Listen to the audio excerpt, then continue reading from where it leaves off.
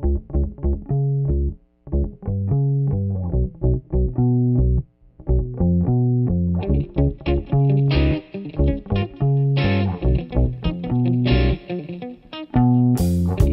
noite. Esse é um evento, parte das comemorações dos 50 anos do SEBRAP.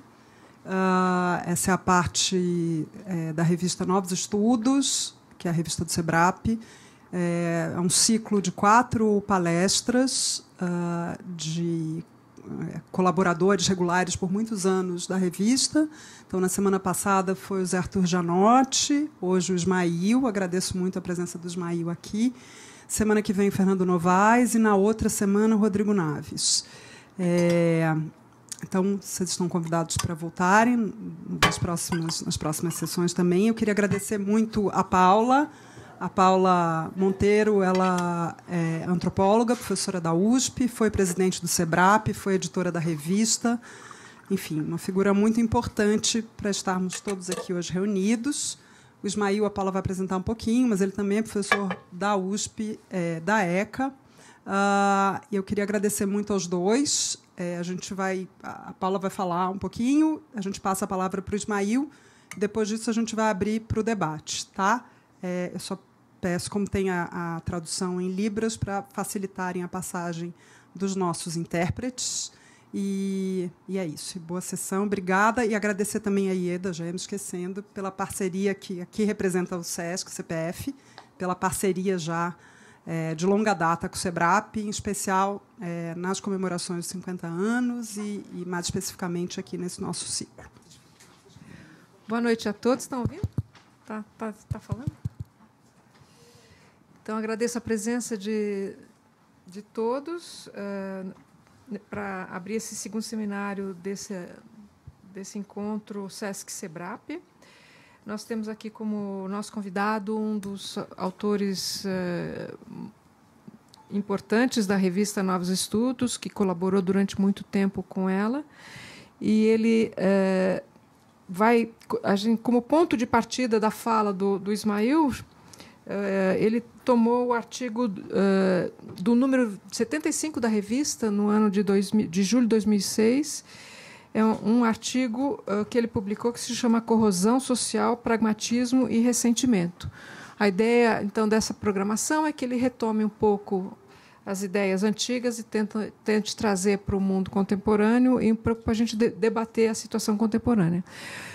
O Ismail é professor emérito da ECA, da Escola de Comunicação da USP, é autor de obras importantes, dentre elas um livro que se chama Discurso Cinematográfico, A Opacidade e a Transparência, O Sertão Mar, um livro sobre Glauber Rocha e a Estética da Fome, e um outro livro importante que é Alegorias do Subdesenvolvimento, Cinema, Novo Tropicalismo e Cinema Marginal.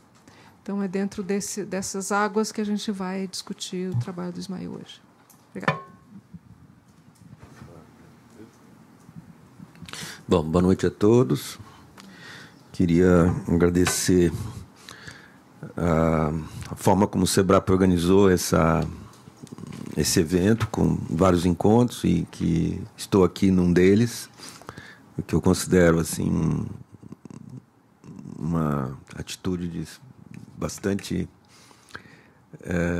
consideração a mim nesse aspecto, de tantos que escreveram para a revista, tudo isso. Então, isso me deixou muito contente. E, enfim, estamos aqui para fazer uma conversa a partir dessa experiência da revista, onde, como outros, eu escrevi alguns artigos, e também durante, eu não sei desde quando já, agora perdi a conta, eu sou também do conselho editorial da revista Novos Estudos. Quanto? Você também? Mas deve ser já... muito tempo. Então, como havia a ideia de que a evocação de algum texto publicado na revista gerasse uma conversa que iria se concentrar mais nos dias de hoje, a partir da problemática colocada no texto, eu escolhi um artigo de julho de 2006, né? Número 75. A revista já está no 114. É um número já de mais de 10 anos atrás. E ele tem como título Corrosão Social, Pragmatismo e Ressentimento. Aliás, você já falou, né? Eu falei. Eu já falou, tá vendo aqui também. E ele se ocupa de 3 filmes. Um realizado em 2002, que é o Cidade de Deus, do Fernando Meirelles e da Kátia Lund, que foi um grande sucesso, um dos maiores sucessos do cinema brasileiro, notadamente depois do ano 2000. Né? O outro filme é O Homem que Copiava, do Jorge Furtado, né? Que é muito conhecido por alguns documentários que ele fez antes desse longa e de outros longas que também ele já tinha feito nesse momento, em 2003. E o filme mais conhecido dele é o curta-metragem Ilha das Flores. Estou com títulos que é fantástico, na hora não aparece. Que é de 89, é bem antes, e que é um documentário muito importante. E outros que ele fez também, né? E o terceiro filme é O Redentor, do Cláudio Torres, que é um filme que foi feito já dentro de um esquema de pessoal mais próximo da Rede Globo, né? Que tinha uma produtora chamada Conspiração. O Cláudio Torres tinha boa conexão também com uma série de atores, porque era filho da Fernanda Montenegro. E o Fernando Montenegro que está no filme, e também no filme nós temos alguns autores, o Falabella e outros atores da Globo, enfim. A ideia nesse texto, que aliás eu vou pegar aqui uma coisinha só, desculpem.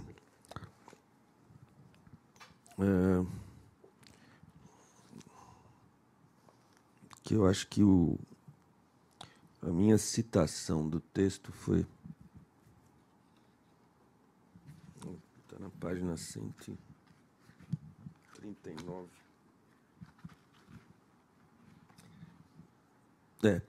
Tem um subtítulo, isso que eu queria frisar, chama Vozes Dissonantes no Cinema Brasileiro de Resultados.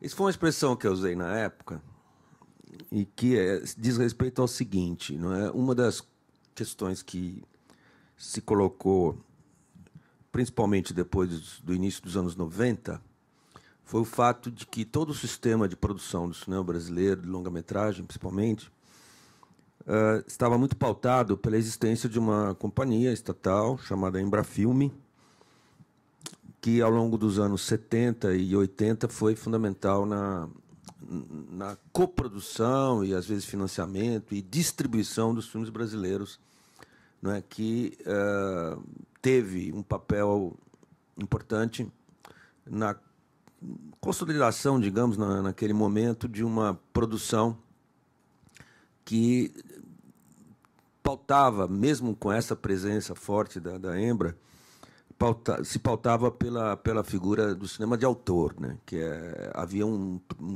processo no qual o sistema dependia muito de quem propunha, enquanto diretor de filme, não o domínio absoluto de produtoras, né?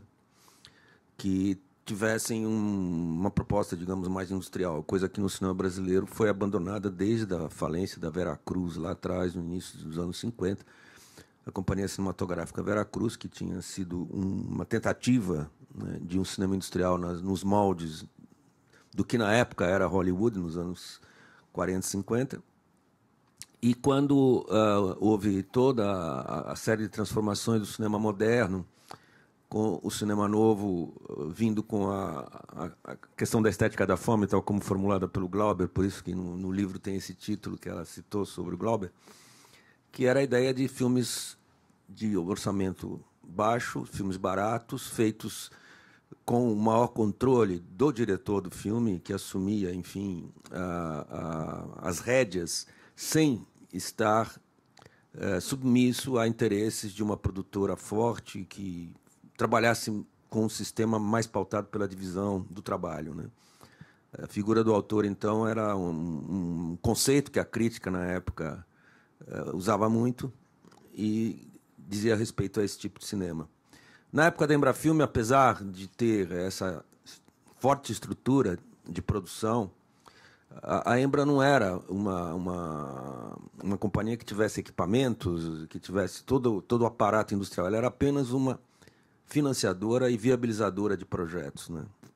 E, nesse caso, os produtores eram privados, digamos assim, que faziam contratos, etc. E, nesse caso, havia muito uma predominância da figura do diretor, inclusive porque o pessoal do cinema novo teve bastante poder na época da Embrafilme. Aliás, gerou também muito dissenso dentro do meio cinematográfico ao longo dos anos 70 e 80. Depois, quando houve uma certa crise da produção brasileira nos anos 80, principalmente, curiosamente, a partir da Nova República, né, houve uma conjunção que é paradoxal, né, exatamente no momento da redemocratização se consolida, a partir de 65, de 85, aliás, a produção cinematográfica deixa de ter a sua presença tão forte assim na exibição de filmes no Brasil. E, em 1990, o Collor, recém-empossado, um dos primeiros atos dele foi extinguir a Embrafilme. E aí ele desestruturou completamente o sistema produtivo do cinema brasileiro, que demorou 3, 4 anos para se reerguer. E é a partir de 94, 95 que começa aquilo que foi chamado Cinema da Retomada. Esse foi o título que acabou se dando em função dessa situação bem visível, né? E nesse Cinema da Retomada havia, de novo, a discussão entre filmes mais autorais e filmes com porte mais de tentativa de um tipo de cinema mais comercial, como se dizia. E eu chamei esse cinema, na época, de cinema de resultados, no sentido de que se busca um resultado de bilheteria, né? Só que esse cinema de resultados ele incluía também, porque no Brasil essa presença da figura do diretor se consolidou de tal maneira que nunca mais voltamos a um sistema totalmente marcado por qualquer tentativa de uma indústria que vai ter um sistema de produção, vai ter estúdios, vai ter todo o aparato de equipamento mais pesado, digamos assim. E então, mesmo nesse período de retomada, continua havendo essa figura dos diretores. Não por acaso, né, esses 3 filmes aqui estão naquilo que eu chamei de cinema de resultados, porque eram tentativas voltadas para alcançar uma boa comunicação com o público. Não eram filmes que trouxessem problemas de comunicação, vamos dizer assim, de entendimento por parte de qualquer plateia. Eram filmes feitos com um tom, né, de grande preocupação por uma trama, por personagens, por toda uma série de características do cinema bastante transparente, como a gente diz, legível, sempre que não cria problemas para o espectador, que não cria desafios para a compreensão. E filmes que tinham ainda os 3 em comum o seguinte: os 3 se pautaram por um processo de comunicação com o espectador mediado pela figura de um personagem cuja voz é narradora, ou seja, nós temos se sobrepondo às imagens, isso que acontece com frequência no cinema, né, a figura de um narrador que se apresenta. Ele é um dos personagens do filme, então ele tem nome, ele está ali envolvido nas situações que ele está narrando e comentando, e, ao mesmo tempo, essa voz organiza muito o tom do desenvolvimento dramático. Essa voz estabelece comentários que criam uma certa comunicação mais direta com o espectador e, ao mesmo tempo, ajudam, né, na composição da trama, tudo isso. E eu vou agora trabalhar um pouco com essa questão desse polo aí, pragmatismo e ressentimento. Pelo seguinte, eu tenho um texto que é do ano 2000 e que foi publicado a partir das comunicações feitas num congresso da Socini, que é aquela que congrega todos os professores, pesquisadores, pós-graduandos na área de cinema e audiovisual em geral, porque hoje em dia cinema é uma denominação que não dá conta de todas as plataformas que hoje existem para se trabalhar com som, imagem e movimento. Então, é cinema, é vídeo, é material produzido em computador, em celular. Você pode fazer filme em celular hoje, né? Então, a gente já fala cinema e audiovisual. Mas a sigla continuou Socini. Então, lá na Socini, eu fiz uma comunicação sobre esse problema da figura do ressentimento como um traço recorrente nos filmes brasileiros dessa virada dos anos 90 para os anos 2000. Né? E, neste caso, eu tinha trabalhado, eu vou aqui dar alguns rápidos comentários sobre isso, para poder depois voltar aqui um pouco a falar desses filmes, que é o seguinte, quer dizer, há uma forte presença, aí eu digo que tem um precursor disso tudo, que é o filme do Leon Hirschman, que é lá de 81, e exatamente a adaptação que ele fez para o cinema da peça do Guarnieri, Eles Não Usam Black Tie, cujo roteiro foi escrito pelo Leon e pelo próprio Guarnieri. Juntos eles escreveram o roteiro.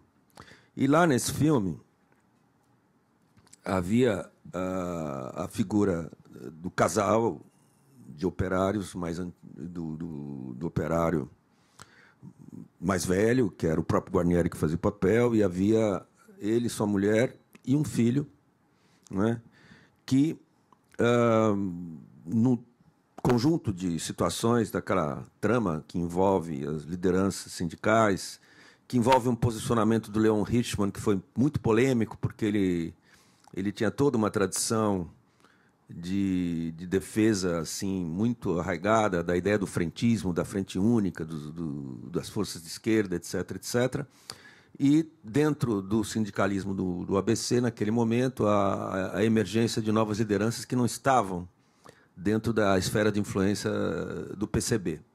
Né? E o Leon Hirschman tinha um contato muito forte com o PCB, e ele fez um filme que fala de uma greve no ABC, quer dizer, ele e o Guarnieri transpuseram a história que era lá dos anos 50 para o momento que o filme foi feito, para dar conta daquele fato fundamental e novo na história brasileira, que era aquele novo sindicalismo. E a posição que o filme assume é mais a partir do elogio que é feito a um personagem que é o Braulio, né, que é um dos líderes mais ligados àquela posição com a qual o Leon estava mais identificado. Tal. E tinha um outro líder sindical que muito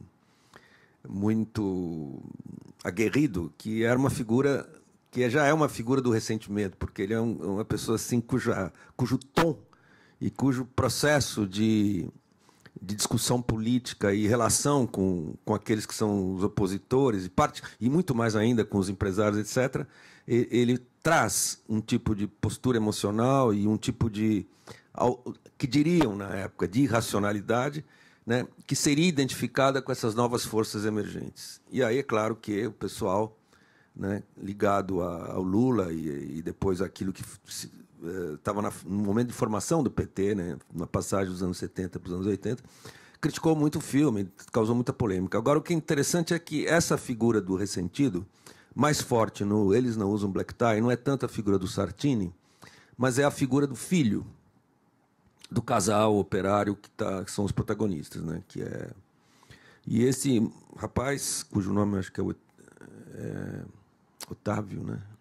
Acho que é, desculpa se eu já estou aqui fazendo confusão. Ele não apenas discorda da postura do pai, não apenas tem uma posição de total alinhamento em relação a tudo que é a tradição dentro da qual o pai se coloca politicamente, ele é um fura-greve. E é uma figura que tem um comportamento bastante condenável, né? E isso gera, ao longo da trama, um conflito irremediável que faz com que ele resolva viajar, acaba inclusive se separando da moça com quem ele estava já se relacionando, ele fica bastante queimado pela atitude que ele assumiu e ele vai embora. E ele é uma figura que eu chamei do ressentimento, que é uma espécie de precursor desse tipo de personagem que se põe emocionalmente e em termos de valores, não é, numa posição de conflito e tem uma postura reativa, né? Tem uma postura que não é de alguém que se sente potente e vai conduzir uma determinada ação, mas alguém que, né, reage no sentido de um encolhimento e que vai, enfim, gerando uma espécie de autoenvenenamento, né, psicológico que apenas vai agravando esse tipo de perfil, né? E aquilo que acontece lá a partir dos anos 97, 98, nesse período da retomada, é muito forte a presença. Até tem um artigo inteiro, que são um monte de filmes, que eu não vou aqui resumir muito, mas que trabalhavam essa questão, né, que podia se desenhar na esfera da vida privada, né, com o universo familiar, né, em que, descartado o afeto, o encontro amoroso e a amizade, os dramas sinalizam uma dialética de desejo e frustração, de jogos de poder entre marido e mulher, pais e filhos, vizinho e vizinha, que, temperados pela violência, marcam o efeito não apenas de pobreza material, mas também do sentimento de rivalidade e fracasso. Um bom modelo desse tipo de família é aquele que aparece muito já lá nas peças do Nelson Rodrigues, escritas bem antes desse momento, mas que tinham processos de crise do patriarcalismo e da figura do pai e tudo aquilo que marcou a dramaturgia, né, dessas crises familiares que se repetem ao longo da obra do Nelson Rodrigues. Então fica uma referência aqui com relação ao ressentimento, que eu uso, não vou aqui também estender isso, que, claro, começa com Nietzsche, que foi o primeiro filósofo formulador dessa questão do ressentimento, a partir da ideia de ser uma atitude que corresponde a uma força reativa, é a figura, digamos aí, psicológica e moral dos fracos, não é? Daqueles que não podem sustentar uma posição afirmativa, então se sentem injustiçados, se sentem de uma maneira ou outra prejudicados em determinados momentos, ou ofendidos, né? E sua reação é essa de criar essa postura de ressentimento, que inclusive o Scheller, Max Scheller, que tem um livro chamado Sociologia do Ressentimento, que, claro, parte do Nietzsche, tudo, mas ele fala claramente essa ideia do processo pelo qual existe esse autoenvenenamento pessoal, né, que gera a figura do ressentido, né, cuja questão fundamental é a impotência diante daquilo que ele considera injustiças ou prejuízos causados a ele, né?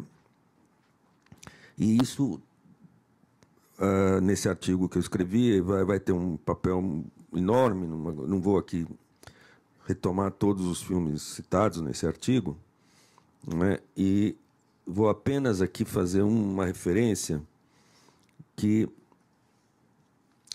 tem um filme que até é assim uma espécie de síntese desse momento, síntese porque ele é um filme de cabo a rabo, feito de personagens que têm preconceitos raciais, de sulistas que têm preconceitos com o pessoal do Nordeste, de situações de vida familiar totalmente conflituosas, né? E é um filme todo ele feito a partir de pequenos lances, pequenas situações em que as personagens aparecem, ficam ali 5 minutos, a situação se desenvolve, depois ele pula para outra, etc., né? É um filme chamado Cronicamente Inviável, do Sérgio Bianchi, né? Que é justamente, o nome já começa com Cronicamente Inviável, quer dizer, é uma visão do país, digamos assim, né? A mais dura possível, não é? E então eu vou dar aqui só um parágrafo que eu resumo muito do que acontece no filme, porque são esses sketches muito rápidos e tudo se passa ali no Rio de Janeiro. Embora o Bianchi seja aqui o nosso ex-aluno aqui de São Paulo. É a gangorra entre a falsa conciliação e o surto colérico de uma empregada doméstica que não tem saída, o desencanto do rico, mas não tão rico, alienado que não queria estar aqui. A má consciência da mulher à revista, a mediocridade meditativa do professor, que na verdade é um contrabandista de órgãos. Uns com vergonha do que são, outros com vergonha de onde vivem. O que lhes resta é partilhar o preconceito entre as regiões, a luta de classes, o ódio recíproco das etnias, a guerra dos sexos, a paranoia das cidades, a incompetência dos inconformados, a perversidade dos bolsões, onde ainda se vive junto à natureza para destruí-la. Entre estes cacos, o nacional é a experiência à revelia, ou o espasmo de festa, que também é criticado no filme. No entanto, se impõe pela própria estrutura do filme como um território ou como uma sina a qual as pessoas estão, né, submetidas. E aí tem uma cena quase perto do final que é muito interessante, dessa ideia dos que têm vergonha de que são e dos que têm vergonha de onde vivem. E tem a mesa de gente rica, que é um restaurante, que é um ponto de encontro que se repete ao longo do filme. E aí, na mesa desse restaurante chique, se faz o cenário do ressentimento dos ricos, que fazem seu brinde a Nova York, porque um deles está indo para Nova York.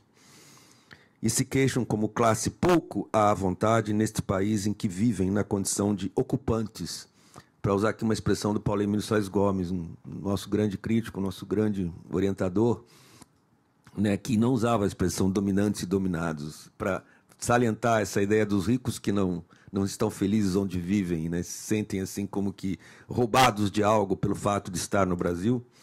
Então eles são os ocupantes, né? Que nem sequer se identificam com a condição de aqui estar, né? E aí essa gente que fica pouco à vontade, né, na condição de ocupantes, sem assumir nenhuma responsabilidade social. Então, assim, a violência dos pobres entre si e os surtos coléricos de personagens fracassadas é a expressão de uma experiência marcada pelo senso de impotência diante das engrenagens sociais. Vivências de becos sem saída, que, no máximo, oferecem uma figura intermediária, um capataz qualquer para onde pode ser canalizada a revolta. Como observei, as esferas efetivas do poder permanecem uma espécie de buraco negro, fora do alcance, ou mesmo do entendimento, pois a estrutura do jogo montado pelo cinema, aquele cinema ao qual eu estou me referindo, não tem propiciado voos nessa direção. Então, não surpreende que o mecanismo recorrente, considerado a hegemonia da cena familiar, envolva obsessão, enredamento no passado, cadeias de vingança frustradas. Bom, o que é para mim interessante é que essa ideia do ressentimento, né, que volta muito, eu fiquei um pouco assim empenhado em colocar esse tema de diversas maneiras, é alguma coisa extremamente atual, né? Se tem, eu acredito, uma questão atual, né, é a questão do ressentimento e aquilo que se expressou com muita força na eleição de 2018. Né? E nós todos sabemos já que o ressentimento já foi discutido por muita gente e um dos pontos mais nítidos na expressão política da questão do ressentimento se deu no período do nazifascismo. Né? Quer dizer, se sabe que o caldo de cultura, né, dessas experiências teve muito a ver com ressentimento. Então, acredito que eu quis dar ênfase a esse aspecto porque eu acredito que seja um ponto que aparece lá nesse cinema feito ainda no final dos anos 90 e ao longo da primeira década do século XXI, né, nós já vemos essa recorrência, já vemos esse mal-estar e já vemos essa falta de perspectiva, não é? E essas figuras se sentindo de um modo ou de outro, ou esquecidas, ou injustiçadas, ou ofendidas. Né? E as esferas de poder ficam fora da vista. E muito mais ainda os mecanismos que estão em pauta na estrutura da sociedade, etc. Né? Agora, no caso desse artigo da revista, né, eu só queria citar um pouco as historinhas que são contadas, né? Só para situar um pouco o problema, e depois eu queria dar um outro salto para o presente. Quanto tempo eu já falei? Você tem mais 20 minutos. Eu só tenho mais 20 minutos? Eu falei demais. Tá, tudo bem. Não quero também adiantar. Bom, Cidade de Deus é um filme que fez muito sucesso. O que tem? Você tem um conjunto de jovens, que são os protagonistas, e tem, nesse conjunto de jovens, essa vida de meninos que aderiram ao tráfico, quer dizer, são os chamados... Como é que era? Os meninos do tráfico, eles tinham um nome. Não, era aviões, mas tinha um outro. Era... Bom, enfim, os que trabalham ali nas favelas, etc. E é um mundo de muita violência, de muita retaliação, e tem todo um processo pelo qual é o ressentimento que move. E eles encontram essa postura de vida, né, em conflito com origem familiar, em conflito com toda uma experiência desde a infância, e estabelecem também entre eles a violência, né?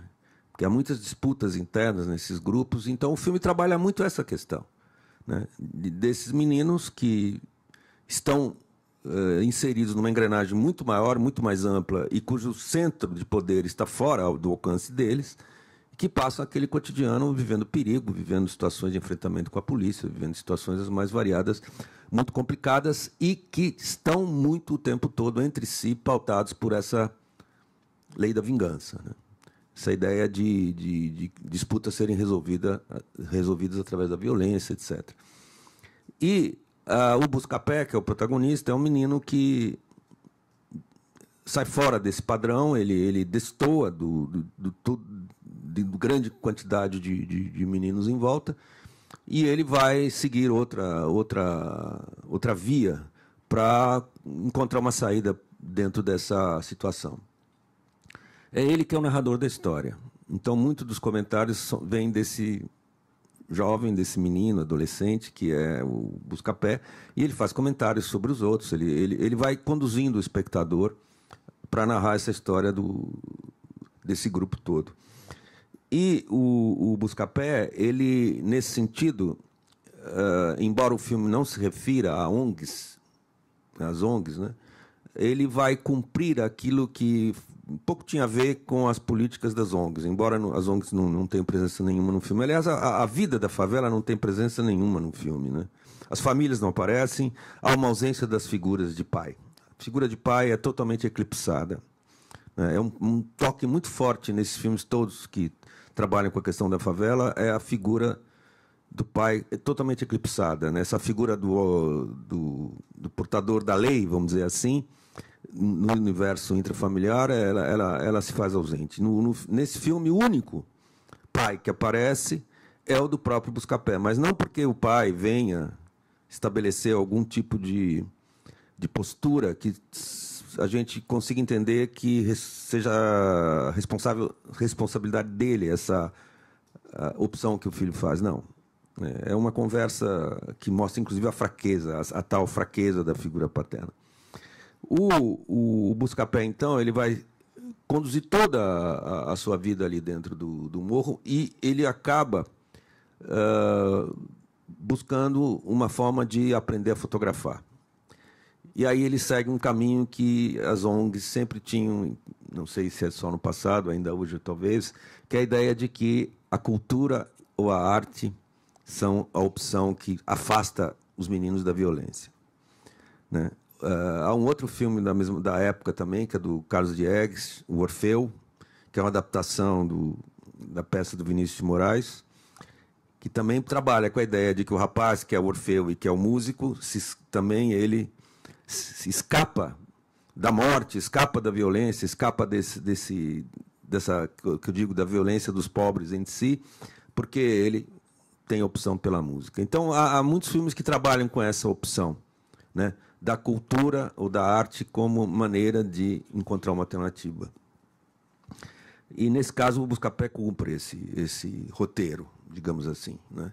E é muito bem humorado na sua narrativa.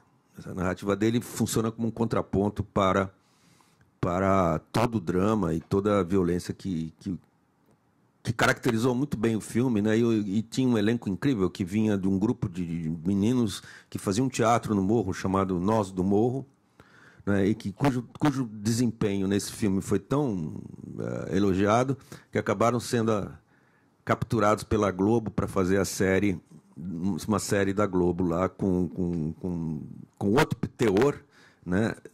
De meninos da favela, etc. O que acontece no caso do Buscapé é o que eu coloquei aqui como o pragmatismo, uma forma de escapar dessa violência toda e do destino dos outros, né? Que vários dos personagens meninos no filme acabam sendo mortos, seja pela polícia, seja por eles mesmos, lá por conflitos. O que é importante lembrar é que esse tipo de estrutura desse filme apenas pega um dos lados daquilo que um filme um pouco anterior, que é de 97, que na verdade foi um filme feito para a televisão, para o GNT, pelo João Moreira Salles, que se chamava Notícias de uma Guerra Particular. O Notícias de uma Guerra Particular é um filme que conta a história desses conflitos todos nas favelas a partir da caracterização de 3, né, polos em jogo: os traficantes, os habitantes da favela que não estão envolvidos nessa guerra e a polícia, né? E ele trabalha sistematicamente no documentário caracterizando esses 3 lados e entrevistando pessoas dos 3 lados. Tem lá o Capitão Pimentel, que ficou uma pessoa até conhecida por causa do filme, que é do BOP, que é a polícia mais violenta, não é? Tem os meninos e tem as figuras da favela falando da sua experiência diante dessa violência toda. Tá? Agora, o Cidade de Deus, como acontece em geral nesse filme, que quer salientar a violência e quer trabalhar com bastante impacto para os seus espectadores e com isso fazer sucesso, a questão dos outros lados não interessa. Só interessa o fato de que se sabe que a polícia é corrupta, se sabe que a única presença do Estado ali é através da polícia, não há outras presenças, mas o que importa é a guerra, né, no filme do Meirelles, né? E claro que no final sobra lá sozinho o Buscapé fazendo suas reflexões, porque inclusive ele chega a tirar uma foto que flagra um dos momentos de negociação da polícia com os traficantes. E essa foto extremamente significativa, ele resolve não dar para um jornal, porque ele sabia que com aquela foto ele estava assinando a sentença dele de morte. Então ele é pragmático o suficiente para até, né, estabelecer esse tipo de escolha, mesmo já como fotógrafo, né? O outro filme, O Homem Copiava, do Jorge Furtado, é um filme que também está pautado por essa ideia da figura da ausência do pai, no personagem principal, que se chama André, que é um menino de classe média baixa, que vive com a mãe, mas assim tem uma relação muito protocolar com a mãe, e ele acaba... Tem amigos que são ligados a processos de violência. Bom, nós estamos em Porto Alegre, já não estamos no Rio de Janeiro, é outro tipo de situação social. Mas tem lá toda uma série de situações de violência e opções que são dadas, mas que ele também ele demora a aceitar. E as aceita depois, a partir de um certo momento, né? E o André vai ser funcionário de uma loja que tem lá uma máquina de tirar xerox.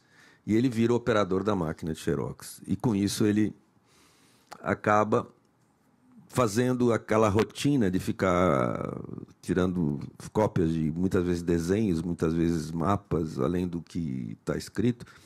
E ele, na imaginação, um dia, quando recebe uma nova máquina colorida, ele resolve tirar o xerox de uma nota. Qual era a moeda? Era cruzeiro, aí não era real, acho que já era real. Ele tira a coisa e percebe que ele, no fundo, pode se transformar num falsário. E aí vem o pragmatismo dele, né? Aí ele resolve começar a usar o dinheiro falso. Até que a coisa fica meio complicada e ele aí sim se liga com um amigo que era assaltante, etc. E ele está querendo mais dinheiro porque ele tem uma paquera com uma moça que ele vê lá do apartamento dele, essa moça que tem lá numa janela. Ele acaba, em função dessa necessidade de dinheiro, ele acaba topando participar de assaltos que são levados pelo Jorge Furtado sem drama. É totalmente verossímil, é totalmente absurda a ação desses assaltantes incompetentes. Quer dizer, eles são muito incompetentes em tudo, né? Mas nessa incompetência acaba dando certo. E aí ele vai se aproximar da moça e, na verdade, ele vai... já tinha visto pela janela que aquela figura que ele considerava figura paterna era um pouco esquisita, com um certo voyeurismo para cima da moça. E depois, quando ele a conhece, ela fala que detesta aquele sujeito, que, na verdade, ela nem disse se é pai ou se não é, mas que não é porque ele uma vez dormiu com a minha mãe que agora eu vou ter que respeitá-lo pro resto da vida. Ela recusa completamente aquela figura, faz a caveira dele e aí, entre outras coisas, há uma decisão dos dois que já estão assaltando, a decisão de todos ir embora para o Rio de Janeiro e, antes de ir embora, matar o pai da menina. E é o que acontece, o pai da Silvia, e também todas as ações têm um lado de ironia da parte do Jorge Furtado, no sentido de que a gente não leva a sério, quer dizer, no tom de comédia, né, que a coisa se passa. E ele, André, que é o narrador do filme, ele também, nas falas dele, tem algumas conclusões que são irônicas e tal. Bom, aí eles conseguem ir para o Rio de Janeiro. Quando está chegando, tem uma cena no Corcovado, e aí vem a voz dela. Vem a voz dela, que se sobrepõe à imagem, o que a gente chama de voz over, porque está acima da cena, e que ela conta parte dela porque ela escreveu uma carta para uma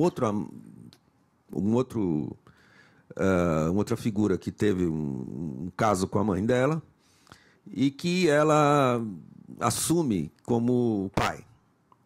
E ele também recebe, no Rio de Janeiro eles vão para o Corcovado como pai. Então, nessa cena de chegada ao Rio, de ida para o Corcovado e de conhecimento dessa figura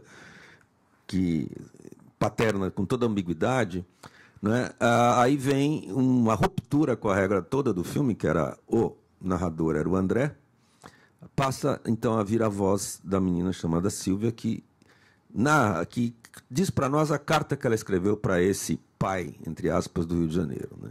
Então a gente vê toda a malandragem dela, como ela já tinha manipulado o André, como ela já tinha tudo já mais ou menos pensado nesse jogo que ela acaba fazendo com esses jovens para ir para o Rio de Janeiro, né? E aí a Silvia se põe como uma figura que é muito eu não vou aqui ter tempo de explicar, mas tem uma citação muito irônica do Jorge Furtado a um filme do Hitchcock, que é O Corpo que Cai, né?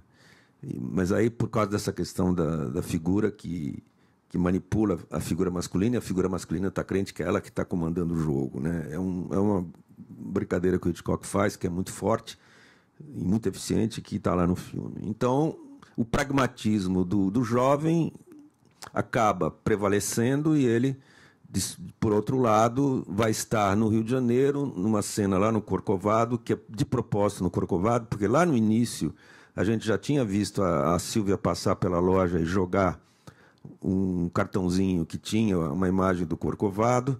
Então é quase como se o plano dela já estava prefixado desde o início, e tinha uma vez que ele tinha olhado pela janela lá para casa, para o apartamento dela, e ela tinha mostrado um cartaz para ele dizendo assim: "Eu sei tudo".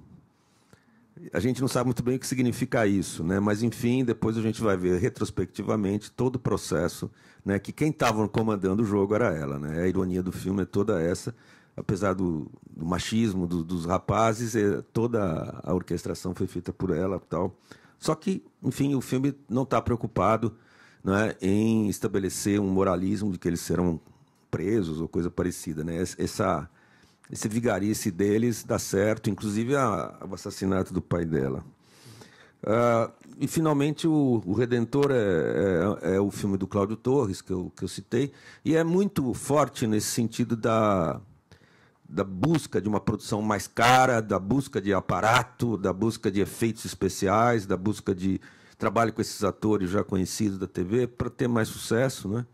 E é uma história também de pragmatismo de um rapaz, aí sim, de novo, com a figura do pai ausente, porque o pai morreu, e morreu porque ele passou a vida inteira pagando prestações para morar numa cobertura de um edifício, que no momento que o edifício ficou pronto, né, a empreiteira não entregou, demorou a entregar, ficou fazendo uma série de manobras e, enquanto isso, o fato de não entregar levou a que muitos compradores, inclusive acompanhados por um pessoal mais pobre, inclusive, aproveitasse e tomasse os apartamentos. Quer dizer, o prédio ficou totalmente ocupado, né? E aí se coloca meio aquela questão toda da ocupação de edifícios que estão vazios, e aí o pai dele, vendo que todo o seu esforço da vida inteira estava... Aí ele morre, né? E esse personagem jovem, que é o protagonista do filme, ele é o rapaz que vai tentar, chama Célio, ele vai ser a figura que vai tentar redimir toda essa questão, porque ele tinha problemas com a figura paterna. Esse sim tem total, né, relação com essa figura paterna, que se transforma em algo até mais forte em função da morte. E vai passar o filme inteiro tentando recuperar o apartamento, né? E vai ter uma trama muito convoluta. É uma comédia para valer mesmo, totalmente. E ele se transforma numa figura que vai fazer jogadas com o filho do dono da empreiteira, faz uma reportagem no jornal, que ele é jornalista, desancando a questão da ocupação do prédio, e com isso ele vai ficando cúmplice desse filho do dono da empreiteira, que tem dinheiro nas Ilhas Caimã, e dá um jeito de pedir para ele ir lá pegar o dinheiro, etc. Tem toda uma série de vigarices que eles vão compondo, ele se torna cúmplice desse personagem, até que eles conseguem fazer com que a polícia invada, né, o prédio, para tirar o pessoal da ocupação. Depois vai haver vai haver toda uma série de questões que ele vai acabar sendo o grande benfeitor, como se fosse uma espécie de santo, para todo mundo recuperar seu apartamento, né? E no final o filme vai assim para uma coisa muito santificada, porque ele, no momento de crise, que ele está com uma mala cheia de dinheiro, dentro das vigarices com o filho do dono da empreiteira, ele tem lá um encontro com Deus, e aí tem toda uma conversa de Deus com ele, que obriga a ele a parar com essa vigarice e procurar resolver também o problema desse filho do dono da empreiteira. E daí tem toda uma comédia em torno de um messianismo desse jovem, e esse jovem, numa postura messiânica, que é corroborada dentro da comédia, né, acaba, depois desse tumulto que houve lá no prédio, já depois de desocupado, mas aí fizeram uma assembleia lá para ver como é que vai distribuir dinheiro para as pessoas. Ele acaba sendo jogado lá de cima e morre. E morto, ele ressuscita e faz os seus milagres, resolve o problema de todo mundo, e depois, a última cena do filme é ele encontrando com o pai lá no céu. É muito convoluto e totalmente... Esse é um filme que é muito menos inteligente do que o do Jorge, muito menos eficiente do ponto de vista de trama e de violência do que o filme do Meirelles, né? É um filme meio tal, mas que dava para fazer uma comparação com muitos outros em relação a essa questão do ressentimento. Agora, o que eu queria terminar é dizendo o seguinte: se a gente pula para um período mais próximo, também continua havendo uma lista enorme de filmes que se pautam por estas questões. E outra coisa que é uma figura muito forte do cinema contemporâneo é aquilo que eu digo, a questão do passado no presente. Quer dizer, são situações nas quais, efetivamente, algo do passado se faz presente, né, e existe a figura do retornado. Ou seja, tem que haver um personagem que produza esse retorno, né, para que se defina esse encontro de passado e presente. Então, há vários filmes, por exemplo, não sei se vocês viram, tem o filme do Lírio Ferreira, chamado Árido Movie, que é lá de Pernambuco. Aliás, o cinema pernambucano é o cinema das regiões que estão produzindo cinema no Brasil hoje, o cinema mais coeso e mais interessante no conjunto é o cinema de Pernambuco, né? E o que é interessante nesse caso é o seguinte: você tem um personagem que é âncora de telejornal de uma emissora de TV aqui em São Paulo. Recebe a notícia que o seu pai morreu lá no interior, numa pequena cidade do sertão de Pernambuco. E ele vai e faz essa migração, e nesta migração, essa viagem no espaço significa um recuo no tempo. Por quê? Porque ele, chegando nessa cidade, está lá o velório do pai, a mãe fez questão de esperar a chegada dele, e aí o que acontece? Não é? Há uma exigência dos irmãos e da própria mãe, no sentido de que ele vingue a figura do pai.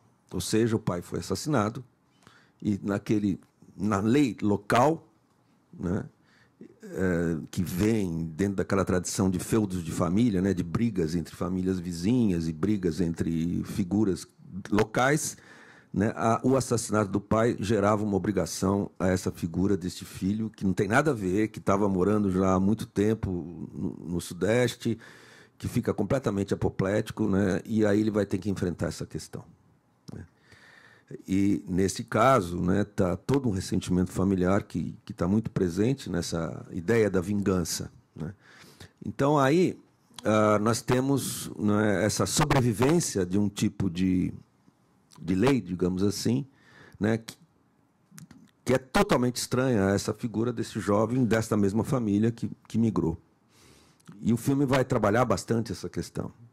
Agora, há vários filmes que trabalham com essa sobreposição de tempos, digamos assim, até se a gente quiser falar em termos mais amplos, em termos de tempos históricos, né? Mas o que acabou fazendo a síntese, que eu acredito a mais bem elaborada e que conseguiu, inclusive, né, uma maior resposta, né, de debate e também resposta de público, é o Som ao Redor do Kleber Mendonça. Porque o Som ao Redor ele tem uma coisa muito interessante.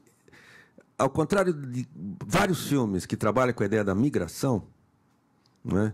Por exemplo, outro filme que tem essa mesma estrutura de alguém que de repente se envolve em brigas de família e tal é o Abril Despedaçado, do Walter Salles, né, que é baseado num livro do Ismail Cadaré, que é lá o da Albânia. Então, quer dizer, mostra como essas estruturas rurais de conflitos dentro de uma certa tradição patriarcal são comuns a muitos países, inclusive em certas áreas da Europa, etc.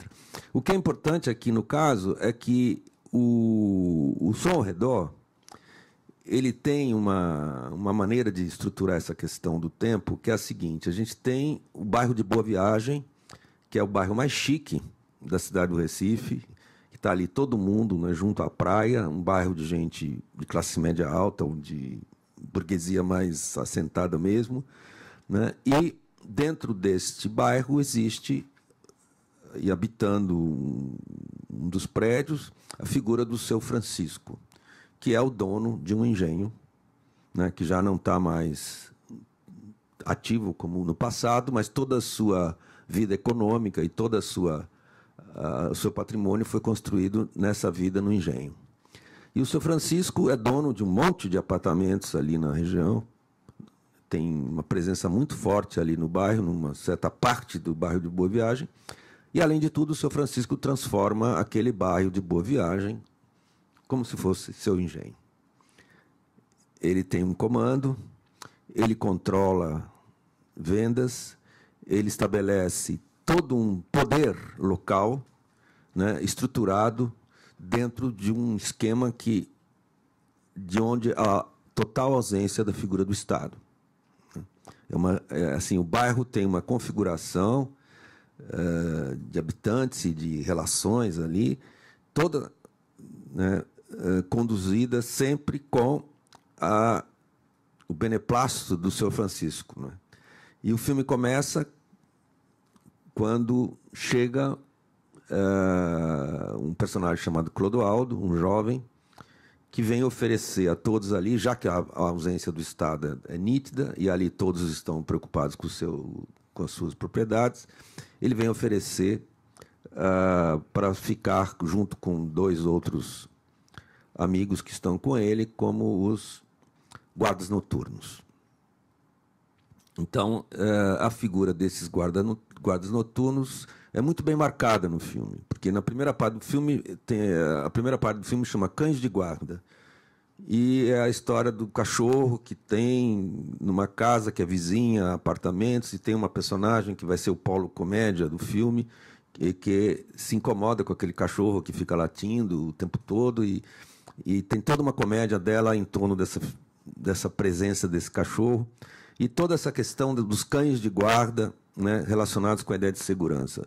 A segunda parte do filme começa com o início do trabalho desses guardas noturnos, né, vindos, ninguém sabe de onde, eles chegam ali, tal, se instalam e passam a cumprir seu papel.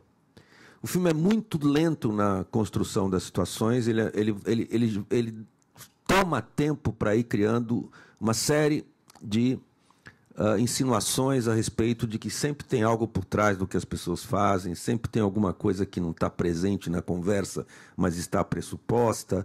Sempre há um lado assim. É muito interessante a maneira como ele conduz os diálogos e a maneira como ele filma. Porque a cena termina, já terminou o diálogo, um personagem sai, os outros que ficaram se olham. Sempre tem algo mais que é sugerido em silêncio e que vai criando um certo clima, né? E eu não vou aqui resumir a história, mas o que é importante é o seguinte: ao momento em que um dos personagens do filme, que é um dos protagonistas, que é neto do seu Francisco, não, ele é neto do seu Francisco, ele vai até o engenho, leva uma namorada dele, que é uma moça com quem ele tem um namoro ao longo do filme, etc.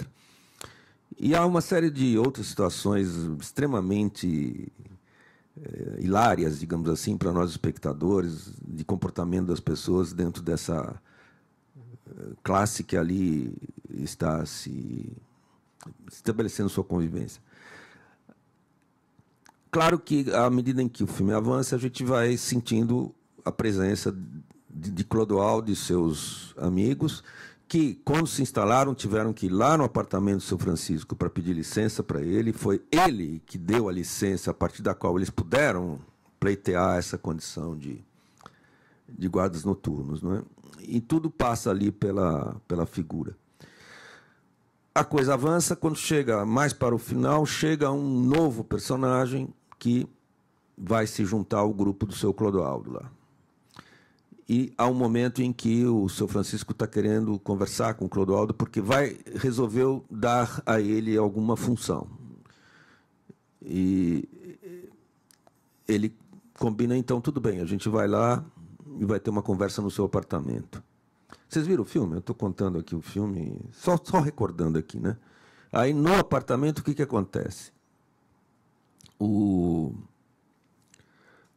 Clodoaldo e esse novo membro do grupo, que acontece ser o irmão dele, né? Os dois irmãos vão visitar o seu Francisco. E lá, ao chegar, o seu Francisco explica que está querendo que eles passem a ter uma nova função, que é ser o guarda-costas dele, pessoal, porque ele teve notícias lá do engenho, da região onde ele tem lá suas propriedades. Houve o assassinato de um dos seus homens de confiança. e que ele está achando que está havendo uma ofensiva contra ele e que, portanto, ele agora vai precisar de guarda-costas ali dentro da cidade. Quer dizer, o São Francisco traz uma questão que está lá nessa propriedade que ele próprio declara que não tem mais função nenhuma para ele, porque agora os negócios dele estão na cidade. Mas, de qualquer maneira, ali é um lugar, né, que estabelece toda a história de vida e que tem conexões que podem atingi-lo mesmo já estando na cidade. Na hora que ele informa da morte desse homem de confiança dele e diz: eu quero que vocês, enfim, se tornem meus guarda-costas, o irmão do Clodoaldo diz o seguinte: sim, nós estivemos com esse... Há pouco tempo nós estivemos com esse seu homem de confiança. E aí ele acha muito surpreendente a coisa, e depois a conversa anda e eles falam: bom, na verdade, né, nós somos filhos me diz o nome, de alguém que foi assassinado pelo grupo do seu Francisco, e eles são os filhos de alguém que foi morto pela turma, pelos capatazes lá do seu Francisco. E aí o seu Francisco entende que eles estão ali. Desde o começo, toda a presença deles, enquanto guardas noturnos, já visava esta tarefa. Eles foram lá, quer dizer, a gente tem a trama se constitui a partir desse momento. A partir desse momento, nós também, como espectadores, ficamos entendendo por que havia toda essa série de reticências, toda essa série de situações não muito bem explicadas em torno desse grupo de guardas noturnos, e, finalmente, eles estão ali e acabam se vingando, né? O seu Francisco é morto por eles. E tem toda uma série de ressonâncias de caráter irônico e cômico que o filme vai trazendo junto. Quer dizer, o filme não trabalha aquele momento, é muito abrupto aquele final, e o filme não procura estabelecer nenhuma situação dramática num certo sentido. Quer dizer, é muito conceitual. Olha, aqui, já que o São Francisco trouxe o engenho para cá, aqui veio uma parte daquele mundo de lá, e essa parte é justamente a que ele não queria que viesse e que acaba sendo, né, a responsável pela sua morte. O que acontece nesse filme que eu acho interessante é que ele em nenhum momento, não é, ele quer fazer de Clodoaldo, de seus amigos e seu irmão, não é, figuras heróicas, no sentido de que faz sentido o que eles fizeram. O seu Francisco morto não vai alterar nada, a não ser aquilo que diz respeito a tudo o que aconteceu lá na história do engenho e aquilo que diz respeito a uma regra local lá do engenho, lá da zona da mata ali, né, que estabelece a presença desta ordem das coisas dentro do bairro chique moderno do Recife. Então, essa sobreposição dessas temporalidades se dá sem que, não é, haja, não é, a ideia de fazer sentido essa sobreposição, que não seja essa irônica forma de construir a trama e essa irônica forma de dar um desfecho surpreendente a essa trama.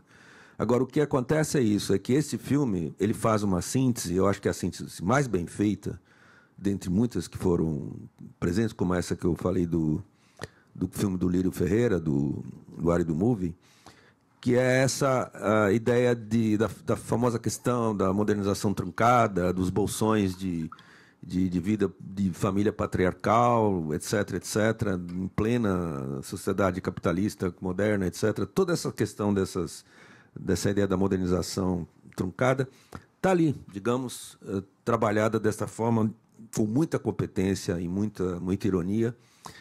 E nesse sentido, não é, ele coroa toda essa vertente do cinema brasileiro em que vários cineastas trabalharam essa mesma questão, né? Então, eu acho assim, quer dizer, coisas que têm muito a ver com algo mais atual é o fato de que essa tradição de colocar a questão do ressentimento como um tema fundamental e esta maneira de trabalhar com essas temporalidades que convivem, não é? Eu creio que, enfim, né, são algo que o cinema brasileiro, ao estar lidando com elas, ele está falando de algo que eu acho nos interessa de modo bem nítido nos dias de hoje, né? É isso aí.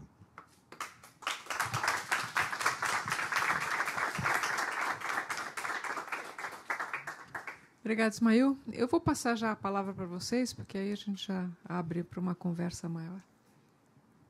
Como é que a gente se organiza? Acho que está.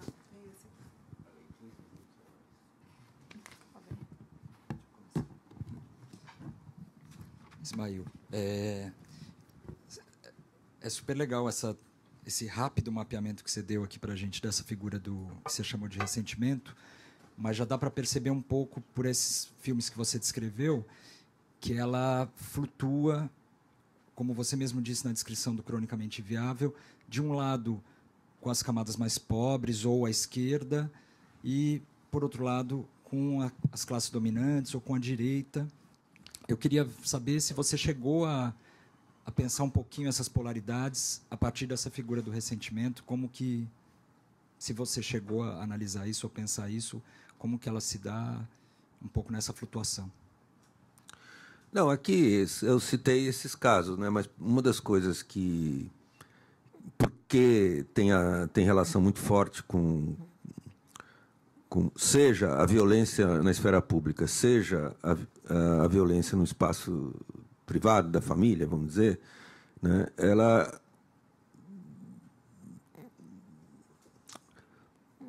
Ela abriga muito bem a variedade de situações que podem ser construídas em termos de uma trama, em termos de um motivo temático de um filme, né? E isso tudo compõe, não é, um leque bastante amplo, tal como eu aludi aqui, não fiz a citação de todos os casos, eu peguei só casos que eu achei que eram mais emblemáticos, né? Inclusive porque essa questão da sobreposição de tempos, essa ideia do urbano e rural entendido como formas de... Porque quando é favela que está em pauta, é a ideia da não presença do Estado, porque existe um território que passa a ter um outro tipo de configuração do poder, né? E que a única presença do Estado sendo a polícia faz parte do jogo. Como agora nós temos a questão das milícias, né? E como nós tivemos no caso do Padilha, né? O Padilha foi, eu não citei porque não dava tempo, mas o Padilha tem um caso extraordinário, porque ele começou fazendo Tropa de Elite. Na Tropa de Elite, o herói é do BOPE, né? Ele botou Wagner Moura de herói. É a primeira vez assim que um filme de grande presença na vida, enfim, de um grande público tem como herói um policial no Brasil. Não é tradição. Ao contrário dos Estados Unidos, por exemplo, que tem um monte de filmes que a figura do policial tradicionalmente é a figura do herói. No caso brasileiro, a gente não tem essa tradição. E, de repente, tem o capitão lá do filme do Padilha, é o primeiro grande herói. E o filme do Padilha trabalha na Tropa de Elite 1 com assim: existe o BOPE, e esse BOPE é necessário, e todas as pessoas que, vivendo na favela ou fora dela, procuram mediar, procuram trabalhar de maneira distinta, com outro entendimento do que esteja ocorrendo e achando que tem outra solução, estão equivocadas. Tanto é que ele chega ao máximo, né, de ter uma ironia que um dos policiais, que é uma figura coadjuvante, digamos assim, não é o capitão lá,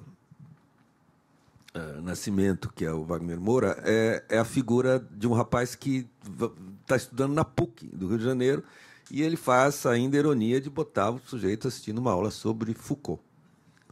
Vocês lembram disso? É o André, né? Então, está lá, né, uma aula sobre a questão... Então, tudo isso para...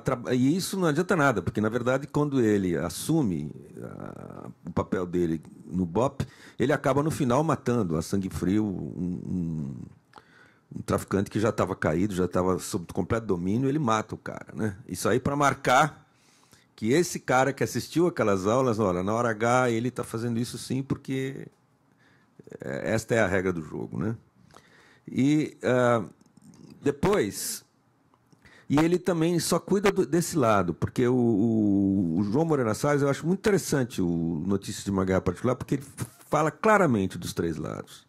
E a gente vê que os outros filmes estão com isso muito claro, porque no Cidade de Deus, por exemplo, tem uma cena inicial em que o Buscapé vem caminhando meio distraído e não percebe que está havendo um conflito, e, de repente, quando ele se vê, ele está na rua entre a polícia e os traficantes.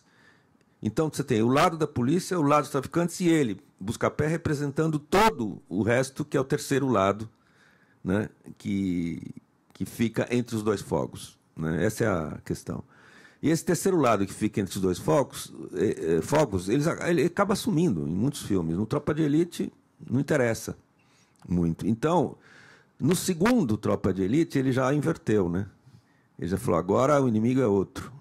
Aí ele faz aí a crítica à polícia, faz a crítica aos traficantes, mas ele faz a defesa da solução política do problema. Né? E termina enfaticamente o filme em Brasília com o cara, o mesmo que era o capitão no primeiro, vira um parlamentar, é outra solução. Então ele foi se adaptando, o Padilha, às coisas, como ele fez agora, né? Que ele depois de ter feito aquele filme não, aquela série de TV, como é que chamava a série de TV dele? O Mecanismo, e colocou aquela frase do Jucá na boca do personagem que representava o Lula, para queimar mais ainda, e isto foi visto como um oportunismo dele naquela onda de desbaratamento, né, em relação à preparação do impeachment, tudo aquilo. Depois, agora, eles vai na Folha de São Paulo e escreve um artigo contra o Bolsonaro bem contundente. Então, vocês leram esse artigo do Padilha contra o Bolsonaro? Quer dizer, o Padilha joga muito, né? E o filme é interessante. Ele faz um filme, Tropa de Elite, que é uma coisa, e faz o outro que é o oposto. Né? E procurando um pouco surfar na onda do momento. Né? Agora, essa questão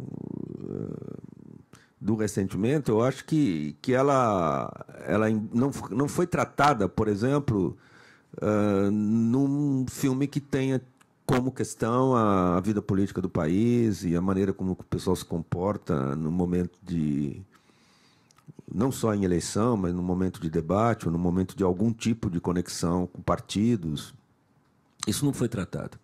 Quer dizer, quem está trazendo a questão do ressentimento aí a partir daquela experiência lá dos anos 90 e do início do século XXI, sou eu aqui que falei, não, eu acho que é importante discutir essa questão porque foi tratadíssima num certo momento, mas agora, nessa situação em que a gente efetivamente, não sei se vocês concordam comigo, mas efetivamente vê na figura do ressentimento um fator político fundamental na vida brasileira, né?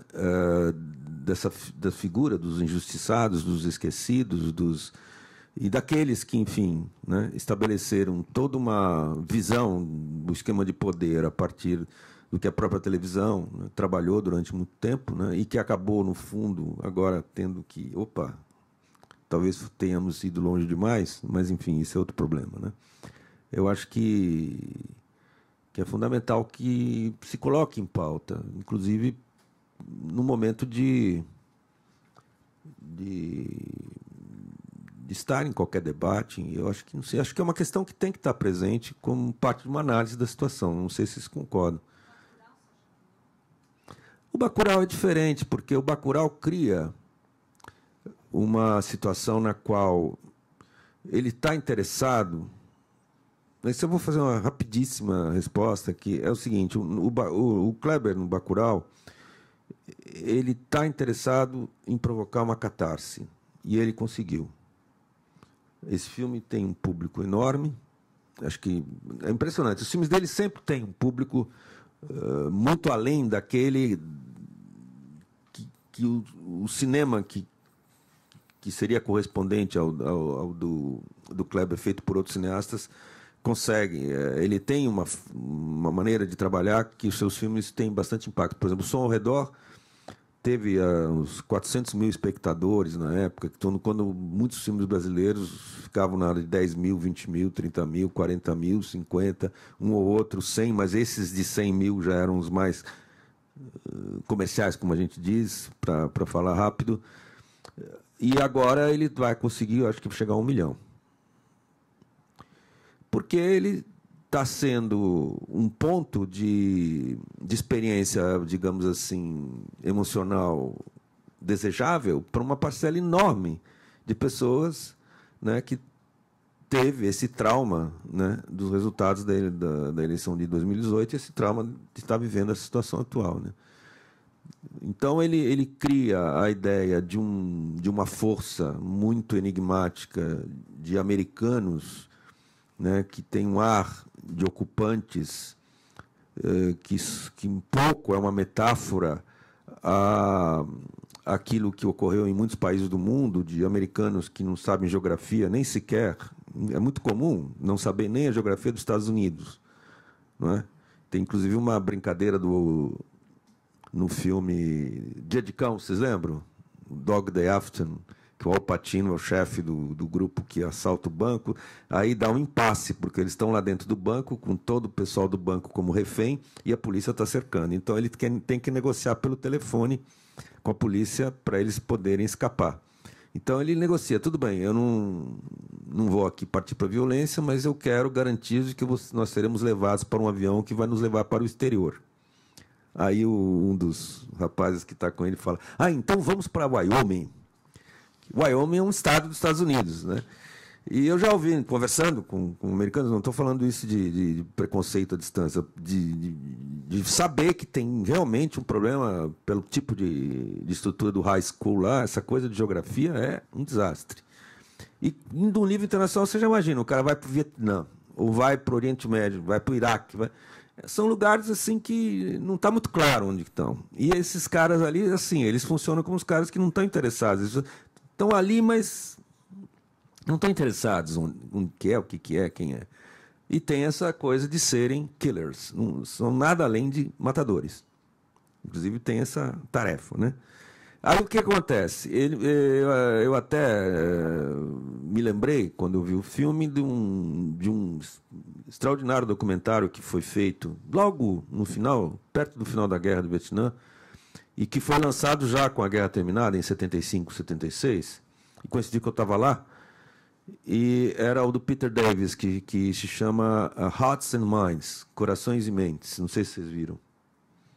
Que é um documentário feito lá. Ele foi lá no Vietnã, entrevistou muita gente, um filme muito bom mesmo. E tem um momento que ele entrevista um oficial americano de alta patente, não sei se era major, coronel, e esse oficial americano começa a falar dos soldados. Não, os soldados são ótimos.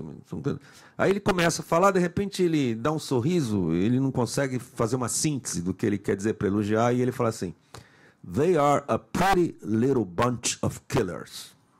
E sorrindo. Bela gangue de matadores, de killers. Isso é uma palavra de uma alta patente do exército para os seus soldados ali no Vietnã. Então eu me lembrei muito, esses caras são tira o pretty de lado, o little bunch of killers. E a questão no filme é que nesta convivência desta presença alienígena, e que ele faz questão de caracterizar como de pessoal norte-americano, você tem a política local, e tem aquele cara, candidato a prefeito, que já é um político manjado, e você tem a população de Bacurau. E a população de Bacurau, né, acaba justamente fazendo o quê? Acaba fazendo o gesto heróico de resistência a esses killers, né? E nessa preparação para a resistência, eles acabam trazendo a memória de toda a história da região, inclusive viram uma espécie de museu do sertão ali. Você tem toda uma série de pessoas que têm coisas guardadas, etc. Ele vai evocando essa tradição de lutas, etc. E aí eles finalmente vão lá e partem para a resistência, e acabam enterrando lá os seus inimigos, junto com o grotesco líder político que está querendo seus votos, etc. E essa ação, trabalhada inclusive com nítida citação de faroeste italiano, fundamentalmente, é do western feito na Itália, que me lembra o Sérgio Leone nesse momento, que é um diretor importante dos faróis italianos, e nessa resistência e nessa reação que é bem sucedida, ele cria um senso de revanche na plateia, e parece que essa revanche é alguma coisa que pelo menos esses que estão indo lá estão querendo. Mas tem uma ambiguidade, Ismael, porque ele recorre, em última instância, a milicianos que estão presos. Estão presos. São bandidos. Vem a figura da milícia. É ambíguo. É ambíguo, sim, mas ele tem esse lado catártico, né? De repente, seja quem for, tem milicianos, tem pessoas mais variadas, ele está jogando com essa questão, inclusive, eu dei mais ênfase à questão dos killers lá, porque inclusive foi uma conversa que eu tive com ele, falei, você me lembrou isso, né? Mas, na verdade, eu acho que o que está valendo é a catarse do público. Está valendo essa catarse, esse final apoteótico de vitória e com essa violência típica da coreografia. É muito coreografada a violência, tal como era no western italiano, e, além de tudo, tem aquele enterro final de todos eles ali e tal, onde tanto a figura canhestra local quanto esses alienígenas, para dizer assim, a grosso modo, estão, enfim, enterrados, né? Com muita ênfase. Então, acho que o que eu estou trabalhando aqui é a questão da resposta do público, né? Não tanto uma análise do filme, mas não dá tempo de... Alguma questão mais? Fala aqui. Até peço desculpas se pedir a continuidade da análise, vamos dizer assim, que eu fiquei bastante instigado quando você falou da questão da revanche, porque no momento em que o filme, o Bacurau, no caso, se concentra nas personagens estadunidenses, você vê ali várias figuras também pautadas em um certo ressentimento. Sim. Seriam todos cargos médios, enfim. E no Brasil também seria um rapaz que trabalharia por desembargador no Tribunal de Justiça, os cargos médios, brutalmente ressentidos, enfim. Não há dúvida. Não, aquele ressentimento deles se dá na pauta que define o que os une e o que os faz agir, né? Quer dizer, ela não tem nenhum outro, né, mote que não seja de matar.